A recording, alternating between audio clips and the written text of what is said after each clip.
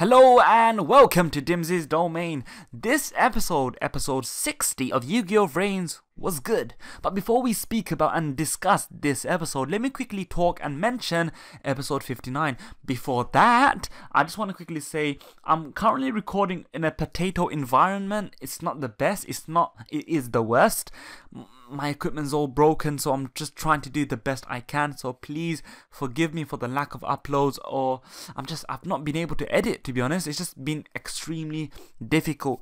Episode 59 was a glorified clip show in my opinion, although it spliced together scenes and sequences for the return of the Hanoi members.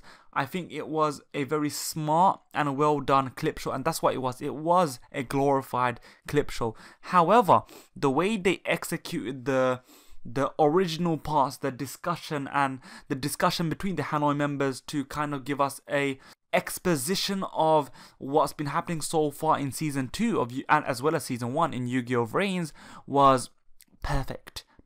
It gave us it just gave us more dialogue for all of these characters, Spectre, Dr. Genome, as well as of course Revolver. And when they did rescue the other Hanoi member, it was just done perfectly. You had that pervy stupid guard who's like, oh, you know what, I can just look at her, and it just meshed together to make her rescue all the more satisfying, as well as that Power Ranger-esque little scene or little picture pose they did at the end or nearby the end. I liked it. I think it was very, very well done, and also it makes you wonder and it puts into perspective at the end, just as I think it was Yusaku who said, look, now we have enemies, I think 3 enemies on so many different sides. You got the bounty hunters of SOL, you have this new group, and of course you have Hanoi coming back into the mix. And of course from the bounty hunters, the main 2 are Go Onizuka as well as Blood Shepherd. So it really does build up quite well, and it kind of makes us hyped for when Hanoi really get involved into the story. But once again, it was a glorified clip show. Let's move on to episode 60 of Yugioh VRAINS. I absolutely adored the way this episode was spliced together, the way it was written, the way it flowed. They didn't waste time. It didn't feel like they wasted time. The comedy really carried this episode, and I think the comedy was once again top notch. Yugioh VRAINS, in my opinion, is the funniest show in the whole of the Yu-Gi-Oh franchise, although we've only seen 60 odd episodes, which is approximately 27 or so percent, or no, not 27 or so percent. What am I talking about, man? Actually, maybe it is 27 or so percent. That's just a little quick guess, because I know it's not a third of the series as a whole, because usually Yu-Gi-Oh series are around, oh, it's more than that. It's around 44%, but it's around 150 or so episodes. But the point I'm trying to make is that I can, from what I've seen so far, say that Yugioh VRAINS is an extremely funny show. The way they utilize comedy is very well done. In this episode, we saw the small snippets, and it didn't focus on the main source of comedy, which is usually No. You had Shima, Naoki Shima, who is in all essence a human Ignis or a human eye. He's hilarious. He's absolutely hilarious. Just the way he does, the way he interacts, the way he goes about living his life. He's so stupid, and I love it. I love having these stupid characters being so very oblivious and just going about their life. They have this own little narrative and they live in their own world, but it seems like life seems to fall just perfectly for them, and they progress staying oblivious, and that's what gives us the comedy in just truckloads. But let's talk about what actually happened in the episode itself. We saw them kind of trying to figure out who is Playmaker, and them meaning Ghost Girl as well as Blue Angel. So they're both collectively trying to figure out who on earth, as well as Akira Zaiden, all 3 of them are collectively trying to figure out who is Playmaker, what is the identity of Playmaker. And the way that they try to go about it, they try to draw parallels to his personality and saying, look, in real life, no matter who you are, you can't change yourself. Of course, it then cut to them in school, where we saw Soulburner and Yusaku, well, Takeru and Yusaku interact with Aoi, and it shows that how wrong Aoi is, or maybe how right she might be, because eventually she might figure out the parallels between the character traits. But once again, it's just like a little wink to the viewers. It's just like a tease to the viewer saying, will she find out? Will she notice something? And eventually she does. She notices she overhears a offhanded little comment made by Naoki saying he's Playmaker's best friend, and she's like, okay, that's a lead. Before that, I want to focus on Playmaker, how when Yusaku came back to the real world, he went to Kusanagi and said, look, I'm so sorry I wasn't able to find a lead on your brother, I'm so sorry. And it's really nice to see the little camaraderie between Playmaker and between Kusanagi, because I don't think we see that enough. It feels to me, and I'm sure it feels to a lot of you, that a lot of the times Yusaku treats Kusanagi as just an acquaintance. They don't really show that proper friendship, and it kind of feels a bit weird seeing how Takeru has just waltzed into the scene and now is Playmaker's new best friend, Playmaker's new Johan, his new Jesse. He's the Jesse to Yusaku's Jaden. But of course, that's yet to be seen, and there's more story to be told, so let's not make assumptions on that regard. I just want to point out that it is very nice to see Kusanagi and Playmaker. Why am I flip-flopping? Why can't I say either? Why can't I stick to either Playmaker or Yusaku?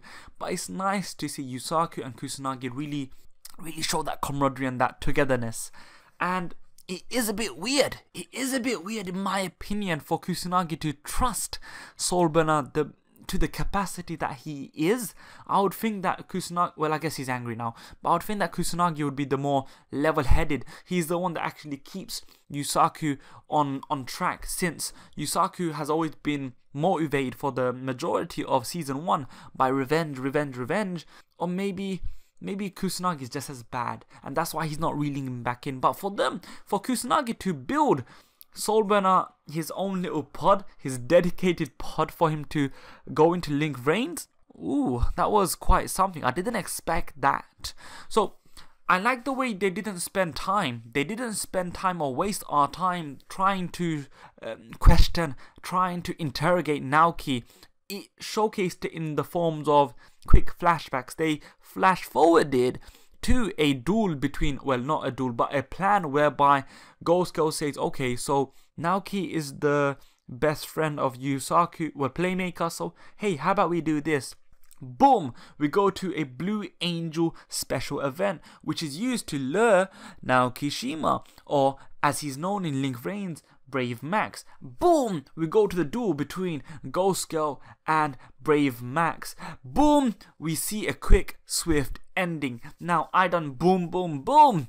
The main thing about that duel was the fact that it showed how good of a duelist Ghost Girl is, but also what her weakness is, because she's been alone, because she's been this little thief, and this little private eye for hire.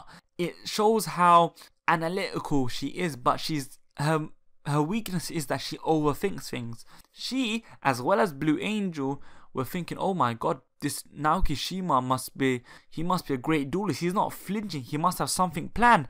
But then he makes the most stupid mistake. And it is also nice to see Otageist back on the anime scene after them running rampant in the TCG. Well, I hate Otageist, honestly. I find them such a bore and I can't stand dueling them, but it's nice to see them in the anime.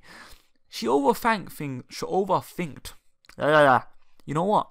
I've not had my ice cream. I've not drank nothing. I'm thirsty and my tongue is absolutely destroyed. So, yeah, I'm gonna make some mistakes in my vocabulary or my pronunciations and enunciations. So bear with me. Beep. So we saw how she overthinks things, and then just the way she was very cautious, and that is, I guess, reminiscent of a good duelist. It is the trace of a good duelist. And Naoki being an absolute blithering idiot, but he's a lovable idiot, and I like what they've done with him. He's now a lovable idiot, an ignorant, lovable idiot, and I kind of want to see him properly win against someone high profile. I actually want to see him progress in his dueling style, and if they can achieve that, it would really be something for Brave Max's character, and I would really enjoy that. Cuts to Akira Zaizen, as well as, maybe it was there before, but we see Akira as well as Blood Shepherd and Go have a little discussion of what they're gonna do, the plan forward, and you see Blood Shepherd saying, listen, I'm not a pet. I'm really not a pet, mate, so don't treat me like one. And then he disappears. He disappears and he conjures up a trap. He makes a fake portal, a fake gate for both Playmaker and Soulburner to chase. He inquired about Soulburner because they don't know nothing about him, so obviously Soulburner is going to be his main target. So when he made this gate, and Yusaku and Takeru, they both rushed to find out what's going on, and it was too little too late when they figure out that it's a trap. They figured out it's a trap, and unfortunately Soulburner was sucked into the portal, and who knows what Blood Shepherd is going to do to him. And that's the thing. You have all these different attitudes, these different aspects to these characters spliced together and meshed together in this episode. You have the carefree nature of Naoki Shima. You have the investigating. Wow, I'm making my own dictionary, aren't I? But you have the investigating nature of Ghost Girl, Blue Angel, and also Akira Zaizen. You have the curiosity of Blood Shepherd and the ruthlessness of Blood Shepherd. You have the guy that is Go Onizuka. I don't know what to describe him at this moment.